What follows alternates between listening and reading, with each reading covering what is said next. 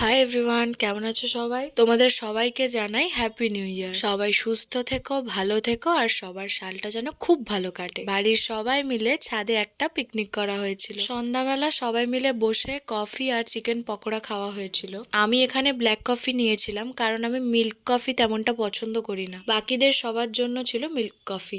গল্প আর আড্ডা তো পিকনিকে চলতেই থাকে, সাথে চলছে রান্না। চলো এবার বলি মেনুতে কি কি ছিল। প্রথমেই ছিল সাদা ভাত, তারপরেই দিয়ে গেল মিক্সড ভেজ ডাল, আর ডাল তো আমার ভীষণই প্রিয়। তারপরেই দিয়ে গেল আলু ভাজা, ডালের সাথে তো আলু ভাজা খেতে আমি ভীষণ ভালোবাসি। তারপরেই চলে এলো চিকেন, আন্টি তো আমাকে থালাটা ভর্তি করে চিকেন দিয়ে গেছে। তারপর দিয়ে গেল স্যালাড, চাটনি ছিল কিন্তু আমি চাটনি নেইনি কারণ আমার টমেটোর চাটনিটা একদমই ভালো লাগে না। লাস্ট দিয়ে গেল পাঁপড় ভাজা আর দুটো রসগোল্লা। শেষ করেছিলাম এক গ্লাস থামস আপ দিয়ে। অপশনে স্প্রাইটও ছিল কিন্তু আমি স্প্রাইট খাই না, তাই আমি থামস আপ নিয়েছিলাম। আমার তো বছরের প্রথম দিনটা সবার সাথে খুব মজা করে কেটেছে। আর তোমাদের কেমন কাটলো আমাকে জানিও। বাই।